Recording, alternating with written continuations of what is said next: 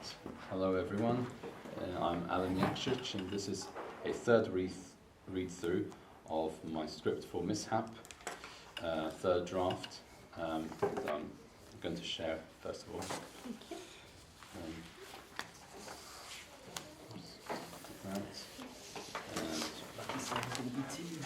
So it comes now with regards to roles. For the role of the lead character, Mike, I will give that role to Emily. Oh no. And for the role of Tim, it will go to Chloe. And who could do? Okay, Sam, you can be the manager. Okay. Ross, you can be Vivian. And Okay. Tracy, you can be, say, the police man, woman, Okay. and Denise. So, We won't remember what we said the other day about appropriateness and me reading certain characters. yeah, As long as you're Is not that Tim. going to be okay? it's a police person. Denise. And ours just one line. That's fine. It's Tim and Vivian. She doesn't get to say much. Okay, no, that's fine. So, we see a relaxed, upbeat Mike sitting opposite his quiet, downbeat colleague Tim in their office department. A nearby clock shows that the time is 1:30 p.m., while a nearby perpetual calendar indicates that the day is Monday. On Tim's desk is a framed group photograph of him, Mike, and two women, and all four are smiling. In the background, we hear office noise. Another 5 reports to go through before 5. Same here. Haven't heard from Viv or Dee since Saturday. They went to Hatfield from your place, didn't they? Sure, they went there to stay with friends from uni. She texted you? Oh yeah, hopefully I'll hear from them later today. Summer's coming soon. Us four should go somewhere we haven't been to yet. We've really been to Spain and Italy together, though we haven't been to Croatia or Turkey yet. Tim does not face or pay attention to Mike. We could go to Istanbul, where they shot scenes in a few 007 films, or maybe we should go to Croatia, home of Diocletian's palace. where the underground passageways in marine scene in Game of Thrones are. So it's a choice between James Bond or GAT, Tim. Tim briefly looks up at Mike. You would love to go and see Dubrovnik. Tim's eyes move downwards and to the side, following mention of Denise's name. We then see the framed photograph of the four of them on his desk. So would Viv. Tim's head moves downwards. He looks glum, though Mike does not notice this. Croatia it is. The manager opens the door to this office and does not let go of the doorknob. He has a serious look on his face. Manager? Oh, Michael, Yep, Tim, Yeah. could you come to my office? sure. Mike and Tim get up from their seats and walk towards the door where the manager is standing. The manager moves away to let them pass through. So we now go towards, now there's a new scene. So Mike goes into the manager's room by himself and closes the door behind him. He looks up to see a calm-looking policeman in uniform standing to the left of of his manager, still with that serious look on his face. Both are standing behind the manager's desk. You might want to sit down first. Mike starts to look worried before sitting himself down. Michael Parker, Yes, can you tell me how you know a certain Denise Parker? she's my sister, And Vivian McCall? my girlfriend. Mike looks frightened, eyes more open and jaw opening as he anticipates the worst. The policeman's voice fades out while he explains what happened to Denise and Vivian. So now we are outside the office. Mike leaves the room with a lost look on his face. As he leaves the room, Tim rises up from a chair and looks up at Mike passing by. Now we're in Mike's car. Mike is in his car, driving while day gives way to night, and the weather changes from dry to wet. We also hear utterances by the policeman off screen in the background. They were found by a passerby at 10 in the morning. Their bodies were found face down, wrapped in blankets. And now we are outside in the evening. Mike parks his car next to a park on a rainy night. He then walks up to a riverbank there. Signs of an earlier police presence can be found. Example, ripped pieces of a police line. He stares at the bank with tears rolling down his face. Now it's the next day. Following a knock on his door, Tim opens it to see a distraught Mike on the other side. We then see Mike sitting on an armchair opposite Tim, sitting on his sofa next to the arm panel. Who would have done this to Viv and Dee? Who Tim. knows? Oh, Are you going to read them? yeah, Tim takes time to respond. Who knows? Mike takes a deep breath in. They asked me whether I knew anything about Viv and Dee being into BDSM. Seriously? Yeah, I mean, I honestly had no clue where that came from. Neither Viv nor Dee have ever mentioned anything like that to me. What about you? What about me? Did Dee ever say anything to you about that stuff? Tim shakes his head, looking away from Mike. Just as clueless as you are, mate. Tim looks up at Mike. Sorry. Did they tell you how they were killed? They said Dee got strangled while Viv got her skull broken. Tim looks down and takes a deep breath in. What I also don't get is how I could have received a text from Dee at 12, 2 hours after they were found dead. Tim feels anxious. And you know yesterday, when you asked me if I received that text from Dee, Mm-hmm. well, how did you know she sent me a text saying she was going to Hatfield? Tim is startled. Well, I received a text from Viv as well saying the same thing. Someone must have taken their phones and sent a text to us pretending to be them. Yeah, maybe. I need the bathroom. Tim tilts his head in the direction of the corridor. Sure. Mike stands up from the armchair and makes his way out of the room. Later on, as Mike is about to close the toilet, he spots a door slightly open. Curiosity gets the better of him, and he slowly opens it a bit more before entering it. Once in, he sees items and posters relevant to the BDSM subculture around him. Tim rushes to get Mike out of that room, which is his bedroom, but it is too late. Mike, no. What the fuck is all of this? You said you had no fucking idea that you were clueless about the whole BDSM thing, and yet look at this. Look, look, look!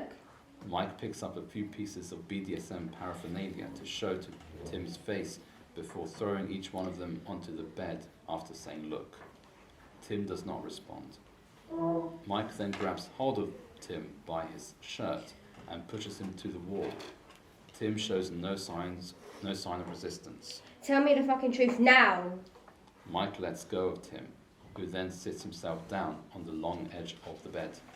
I admit that Admit what? I faked that text from Dee's phone. Oh my god. I didn't want to worry you, mate. I mean... What the fuck did you do to them? Okay. So now we go into the flashback. We are in Tim's bedroom, but this time we also see Denise and Vivian, both scantily clad, wearing black latex items, next to a topless Tim. We can tell he is not wearing any underwear. Denise is sitting on the short edge of the bed, while Vivian is mounting the same bed on its long edge from Denise's left. To the right of Denise is a low wooden table with sex toys on top. We also hear Tim's voiceover during this scene. We've been doing this stuff together for over 2 years now. We were preparing for breath control play that night, which is something Denise was secretly really interested in trying out. Kneeling behind Denise on the bed is Vivian, who handcuffs her from behind before leaning on her shoulder seductively. Vivian.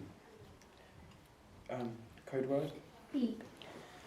Tim approaches Denise from the front with a scrunched up clear bag in his right hand, which he whips open in one fell swoop. Ready for this? Denise nods before Tim places that bag over her head. Then from outside the bedroom, in the corridor, we hear groaning from Tim and muffled sounds from Denise. Later on, Tim breathes out a sigh of relief. Once I was done, I took the bag off her head. Tim takes a step back. No. We see a motionless Denise with a pale bluish face lying on the bed. Vivian moves towards her body and screams.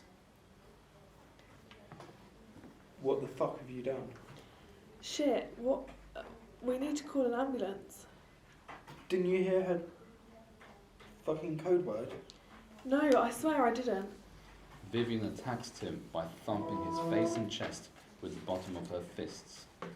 Tim manages to grab her by the wrists before throwing her towards the floor. However, instead of falling straight to the floor, her head first lands on the hard edge of the low wooden table nearby, causing her to lose consciousness and bleed from her cracked skull once she reaches the floor. Tim is shocked by the sight of Vivian's face and blood seeping out from the back of her head, and is shocked to see two dead people alive just moments ago. Tim's voice becomes steadily agitated. I honestly couldn't believe what had just happened, and I was panicking. I thought if I called the ambulance, they'd bring the police, and then I'd be charged with murder. So now we are outside his place. It is a rainy night outside Tim's house, and he is fully clothed this time, wearing a nylon raincoat and his hood over his head.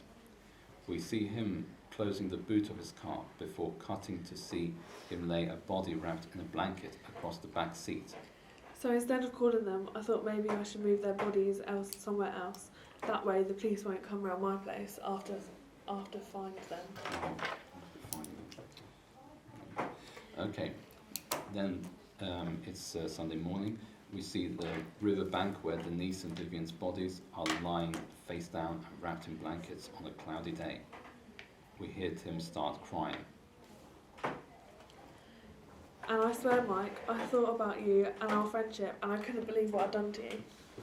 So now we're back to the present, where it's in Tim's place in the morning. And angry Mike is shifting from side to side in Tim's bedroom in disbelief, and the tearful Tim still sitting on his bed. Mike shakes his head. No, this is just not real. I'm so sorry, Mike. Mike moves towards him menacingly. Sorry, you killed my sister and my girlfriend, you fucking arsehole. How could you do this to me? None of this was meant to happen, I swear. You've destroyed my life. Mike pushes Tim off the bed straight to the floor before mounting him to start strangling him. Tim offers no resistance to Mike, and while being strangled by him, he tries to say, "I deserve this." Eventually, Mike stops strangling him. He looks down to see a motionless Tim with a lifeless look on his face, looking up and mouth open. All of a sudden, Mike hears 3 quick and loud knocks on Tim's door. Timothy James, Another 3 quick and loud knocks. it's the police. We want to speak to you about the deaths of Denise Parker and Vivian McCall. Mike is shocked at the sound of the police's presence just moments after killing Tim with his bare hands. He realizes that the police have probably already linked Tim to their deaths, and yet he has prevented them from charging him with murder. The fuck have I done?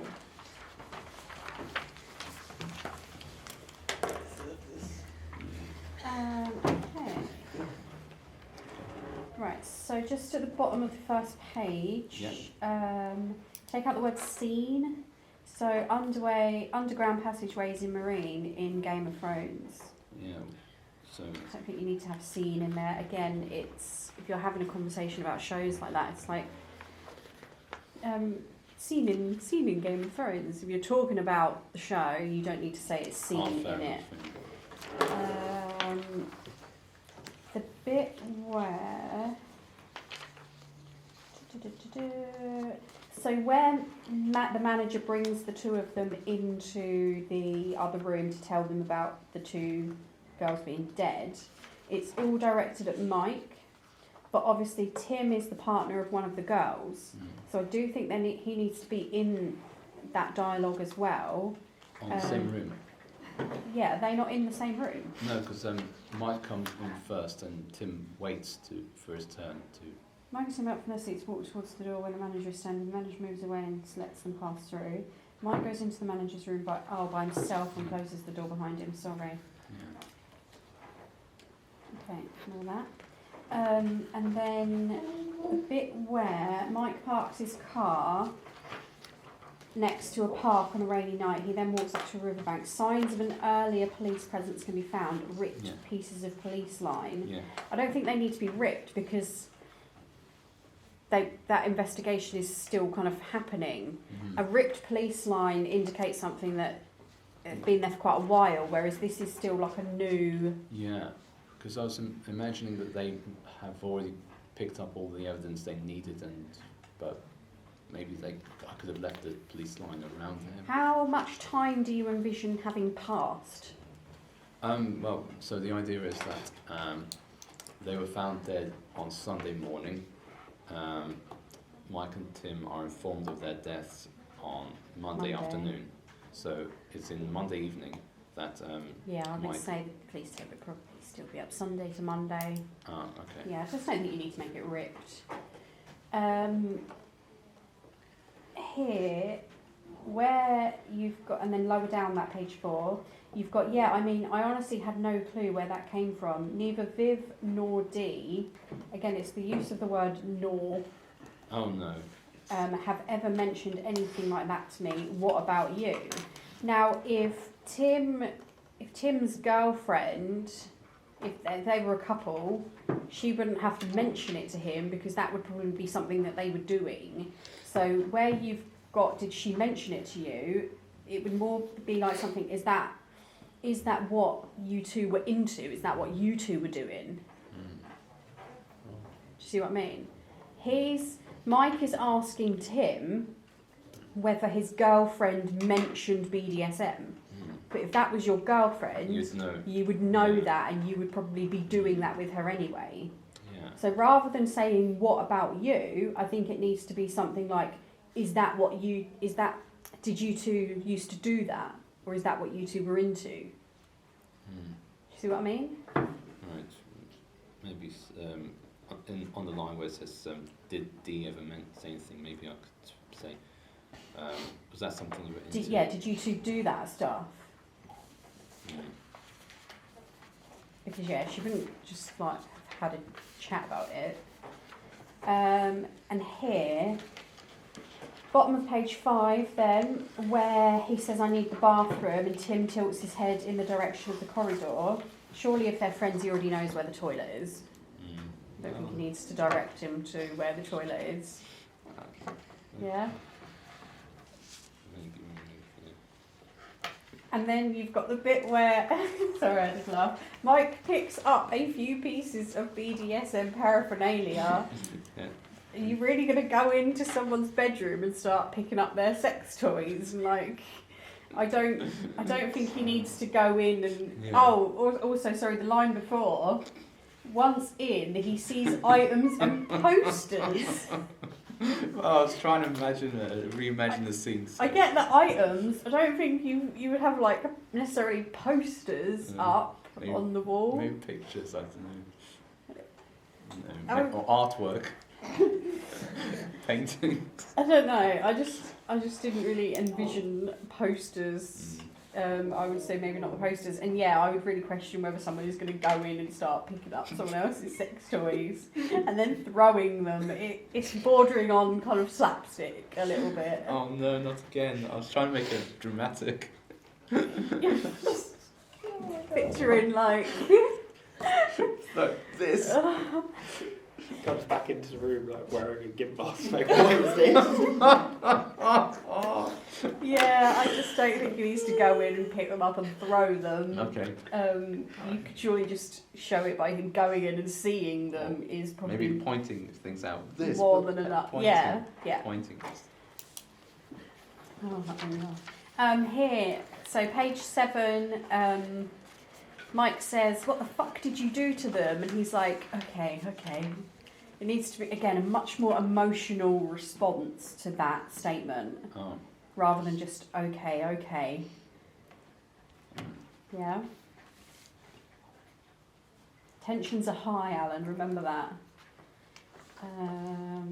Next. Oh yeah, spelling on won't come round my place after finding them, page 9. Oh no. Oh yeah, finding Mishap. Yep. Didn't. And then I don't like the last line of dialogue. Oh, the fuck have I done? Yeah, I don't really like that. Because he's in the apartment at this point now on his own with Tim's dead body. Yeah. I don't know whether the fuck have I done is an accurate response to this. Oh shit. Yeah, but does he have to say anything? Can't it be now He just says head in hands or staring blankly or some sort of facial expression rather than the fuck have I done? I just don't think it works as an ending.